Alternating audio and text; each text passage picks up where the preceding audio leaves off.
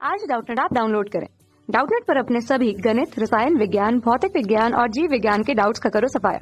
बस प्रश्न की फोटो खींचो, एक ही प्रश्न को क्रॉप करो और तुरंत वीडियो सोल्यूशन पाओ। अभी डाउनलोड करें। प्रश्न हमें दिया हुआ है कि जब एक बड़ी बूंद को समान आकार की n छोटी बूंदों में यदि विभक्त किया जाता है तो किए गए कार्य की गणना हमें इस प्रश्न में करनी है कि हमें कितना कार्य करना होगा। इसके लिए हमें समझना होगा कि मान लीजिए हमारे पास एक बड़ी बूंद है। बड़ी बूंद को हम ये मान के चल रहे हैं कि ये बहुत सारी छोटी बूंदों से मिलकर बनी हुई है। तो यहाँ पर हमने इसे बड़ी बूंद से प्रदर्शित किया। अब हम मान रहे हैं कि वो n छोटी छोटी बूंदों से मिलकर बनी हुई है। n और n क्या है? वहाँ बूंदों की संख्या है जिनसे वो बनी हुई है, बूंदों की संख्या। और एक बूंद के आकार को हम चलिए यहाँ पर प्रस्तुत कर देते हैं कि एक बूंद इतना है। देखिए छोटा सा आकार उसका है। अब हम इसे गुणा कर दें, ठीक है, तो इस अनुसार हमें बड़ी बूंद का मान मिल जाएगा। अब क्यों हम गुणा करें और किससे गुणा करें? देखिए हम यहाँ पर बोल सकते हैं कि बड़ी बूंद है, बहुत सारे छोटे छोटे बूंदों से मिलकर बनी हुई है। अब हम उसके केवल आयतन की बात कर सकते हैं कि जो उसका आयतन होता है, बड़ी बूंद का जो आयतन होगा वो क्या होगा? n यहाँ पर बूंदों की जो संख्या होगी और प्रत्येक बूंद का जो आयतन होगा, प्रत्येक बूंद का आयतन, देखिए क्या वो उसके बराबर होगा? तो देखिए हम बोल सकते हैं ना कि दोनों के मान बराबर होंगे। जो बड़ी बूंद का आयतन है, बड़ी बूंद का जो आयतन है वो n मतलब बूंदों की संख्या जितनी है और प्रत्येक बूंद के आयतन के गुणनफल के बराबर होगा, इतना तो हमें पता है। अब जैसा दिया हुआ है कि जब एक बड़ी बूंद को समान आकार के n छोटी बूंदों में विभक्त किया जाना है तो हम ये बोल सकते हैं कि जो बड़ी बूंद होती है, बड़ी बूंद में छोटी छोटी बूंदें जो जुड़ी होंगी तो कुछ यहाँ पर कुछ बल लग रहे होंगे सभी बूंदों के मध्य, तभी तो वो एक स्थिति पर बड़ी बूंद को धारण किए हुए हैं। इसका कारण है पृष्ठ तनाव। और पृष्ठ तनाव जो होता है वो किस कारण से होता है? अणुओं के मध्य लगते हैं यहाँ पर, या छोटी छोटी बूंदों के मध्य, जो प्रत्येक बूंद है उनके मध्य हम बोल सकते हैं कि उनके मध्य ससंजक बल लग रहा होगा। तो ससंजक बल का जो परिमाण होगा वो हमें क्या करना होगा? ससंजक बल के परिमाण को कम करना होगा ताकि बूंदें छोटे छोटे टुकड़ों में या अलग अलग हो पाए।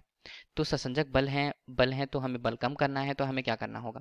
उसके लिए उसे ऊर्जा देनी होगी। हमें ऊर्जा हम बहुत सारे तरीकों से दे सकते हैं। अब जो ऊर्जा हमें देनी होगी उसे ही हम बोलेंगे बड़ी बूंद पर किए जाने वाला कार्य। तो हमें इसके लिए कार्य करना पड़ता है, तो कार्य की गणना ही हमें इस प्रश्न में करनी है। अब जैसा कि प्रश्न में बड़ी बूंद का आयतन और n प्रत्येक बूंदों का आयतन से हमने जो संबंध निकाल रखा है उससे कुछ मान हम निकाल लेते हैं ताकि आगे कार्य की गणना हम आसानी से कर पाए। देखिए जहाँ हम कुछ स्थितियां मानते हैं, यहाँ पर हमने बड़ी बूंद के लिए उसके केंद्र को O लिया और O से उसके परिधि तक की एक स्थान तक की दूरी को कैपिटल R से प्रस्तुत किया जो बड़ी बूंद की त्रिज्या को बता रहा है। इसी तरह छोटी बूंद के लिए हमने इसे O से प्रस्तुत किया है और जो उसकी त्रिज्या है उसे स्मॉल r से हमने प्रेषित कर रखा है। तो ये हमें त्रिज्या के मान को बता रहा है, ठीक है, ये हमें त्रिज्या के मान को बता रहा है छोटी बूंद के। और बड़ी बूंद की त्रिज्या को कैपिटल R से प्रस्तुत किया गया। देखिए आयतन दोनों के बराबर होंगे तो हम क्या लिख सकते हैं? उसे गोलीय आकार में होता है, आयतन उसका होता है 4/3 पाई, यहाँ पर r की घात 3 हमने लिखा, n यहाँ पर लिखा है और गुणा प्रत्येक बूंद का आयतन जो छोटी बूंदें हैं वो भी गोलीय रूप में होंगी, तो 4/3 पाई, यहाँ पर r स्मॉल r से लिया और उसकी घात को 3 हमने किया। देखिए जो जो मान कट जाएंगे, कटने के पश्चात हमें r की घात 3 का मान कितना मिलता है? n गुणा स्मॉल r की घात 3 के रूप में। अब यदि हमें प्रत्येक बूंद के लिए छोटे बूंदों के जो त्रिज्या है उसे निकालना है तो वो क्या होगा? वो होगा यहाँ पर r की घात 3 अनुपात n के रूप में, ठीक है, ये r की घात 3 है यहाँ पर। तो देखिए दोनों पक्षों में हम क्या कर रहे हैं? दोनों पक्षों में हम 1/3 घात कर देते हैं दोनों पक्षों में। तो यहाँ पर केवल r आ जाएगा, छोटी बूंद के लिए उसकी त्रिज्या आ जाएगी और बड़ी बूंद के लिए उसकी त्रिज्या r, और यहाँ पर n जो हमें संख्या है, संख्या का यहाँ पर घात होगा 1/3। देखिए एक संबंध हमें मिला कि छोटी बूंद के लिए उसकी त्रिज्या और बड़ी बूंद के त्रिज्या के मध्य के लिए कुछ स्थितियां हमें समझनी होंगी कि जैसे बड़ी बूंदें थी, बड़ी बूंदें और छोटी बूंदों के लिए कुल रूप से आयतन को देखते हैं तो आयतन तो परिवर्तित नहीं होता है, आयतन नहीं परिवर्तित होता है, परंतु हम मानते हैं कि क्षेत्रफल तो अलग अलग परिवर्तित होगा। क्योंकि हम जानते हैं कि कोई भी बूंद गोलाकार क्यों होती है? उसका जो पृष्ठ होता है, बाहरी पृष्ठ जो होता है वो तनी हुई झिल्ली की तरह भांति कार्य करता है। और अंदर के जो अणु होते हैं उसके, या बूंद ही हम बोलें, तो एक दूसरे से काफी अवस्था पर चिपकी हुई होती हैं या उन पर बल लगता होता है और ऐसी प्रवृत्ति होती है कि कम से कम क्षेत्रफल धारण करें।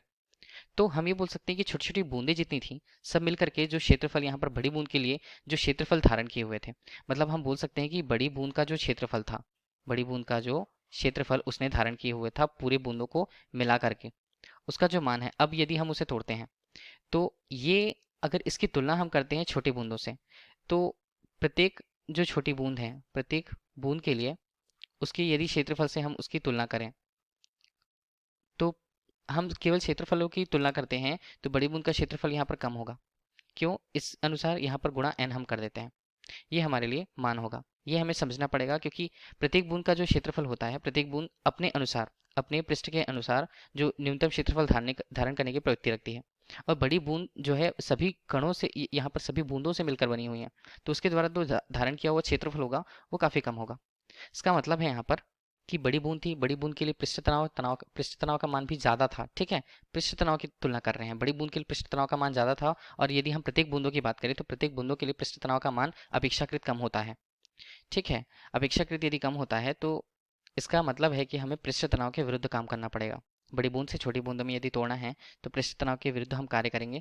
उसी कार्य को हम किस प्रकार से लिख पाते हैं कि बड़ी बूंद हमारे पास थी, बड़ी बूंद के लिए उसके पृष्ठ तनाव को यदि टी से हमने व्यक्त किया है, ठीक है, तो पृष्ठ तनाव को बढ़ाने के लिए किया गया कार्य जो होता है, पृष्ठ तनाव के लिए क्षेत्रफल में परिवर्तन कितना होगा? मान लीजिए जो क्षेत्रफल में परिवर्तन हुआ उसे हमने डेल ए से प्रस्तुत किया हुआ है, तो डेल ए से प्रस्तुत किया है क्षेत्रफल को बढ़ाने में किया गया कार्य, तो कार्य डब्ल्यू के रूप में क्या होता है? वो होता है पृष्ठ तनाव गुणा यहाँ पर जो क्षेत्रफल में परिवर्तन या क्षेत्रफल में जो वृद्धि हुई है उसके मान के बराबर। तो देखिए इसी कार्य का सूत्र हमें निकालना है, इसी कार्य का सूत्र निकालना है तो डेल ए का मान हमें निकालना होगा कि क्षेत्रफल में कितना परिवर्तन हुआ है। तो क्षेत्रफल में परिवर्तन किस प्रकार से हम निकालेंगे? हम देख लेते हैं बड़ी बूंद का जो पृष्ठीय क्षेत्रफल कितना है, केवल बड़ी बूंद की बात कर रहे हैं, बड़ी बूंद के लिए तो उसका क्षेत्रफल, ये पृष्ठीय क्षेत्रफल है, ये हमें ध्यान देना है। इसका मान क्या होगा? 4 पाई आर वर्ग। इसी तरह छोटी बूंद का यदि हम क्षेत्रफल देखें तो उसे हम किस प्रकार लिख पाते हैं? 4 पाई स्मॉल आर वर्ग के रूप में। ठीक है, ये हमें मिला। और यदि कुल हम देखना चाहें तो यहाँ पर कुल की बात करते हैं, कुल छोटी बूंद के लिए उसका कुल क्षेत्रफल, छोटी बूंदों के लिए हम बात कर रहे हैं, इसे क्या लिखा जाएगा? n गुणा 4 पाई आर वर्ग के रूप में। ठीक है, इस प्रकार क्षेत्रफल में देखिए क्षेत्रफल में वृद्धि हुई है, इसे हमें लिखना कैसे होगा? यहाँ पर n हमने लिया, 4 पाई आर का मान हमने अपनी निकाल के रखा था कैपिटल आर, और यहाँ पर हमने n और उसकी घात 1:3 के रूप में लिखी है और उसका पूरा होने वाला है वर्ग। इसे और क्या लिखा जा सके? इसे हम लिखते हैं n 4 पाई आर वर्ग अनुपात नीचे n 2:3 के रूप में। देखिए n पहले से यहाँ पर मौजूद है, 4 पाई आर वर्ग हमने लिया और n की घात 1 ऊपर और n की घात नीचे, तो देखिए ये क्या होगा? 1 ऋण 2/3 के रूप में। तो हम इसे सीधा लिख देंगे 4 पाई कैपिटल आर वर्ग n 1/3 के रूप में। ये हमें छोटी बूंदों के लिए प्रत्येक कुल क्षेत्रफल को, जो n बूंदे हैं उनके कुल क्षेत्रफल को बता रहा है। इसके लिए हमें क्या करना होगा? हमें ये देखना होगा क्षेत्रफल में कितनी वृद्धि हुई है।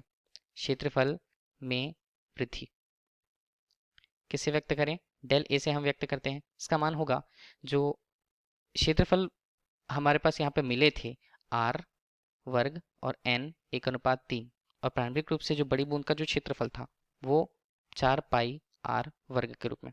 इसे हमने क्या किया? कुछ उभयनिष्ठ लिए हुए हैं, डेल ए हमने लिया हुआ है, यहाँ पर 4 पाई r वर्ग हमने बाहर ले लिया। ठीक है, अब यहाँ पर क्या बचते हैं? n की घात 1/3 ऋण 1 के रूप में। ये हमें क्षेत्रफल बता रहा है, क्षेत्रफल में जो वृद्धि है उसे बता रहा है, माफ कीजिएगा। और इस प्रकार से यदि हमें कार्य निकालना है तो अंतिम रूप से किया गया कार्य क्या होगा? W से उसे व्यक्त करेंगे। इसका मान क्या था? यहाँ पर पृष्ठ तनाव T गुणा डेल ए के मान के बराबर। W यहाँ पर कितना होता है?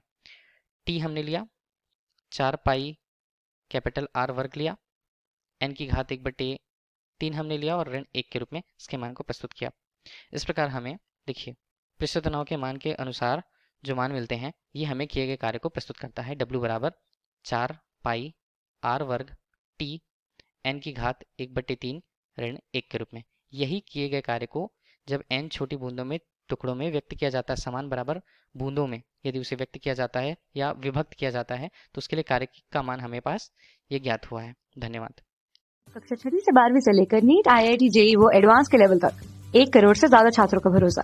आज ही डाउनलोड करें डाउटनेट ऐप या व्हाट्सएप करें अपने सारे डाउट्स 8400 400 400 पर।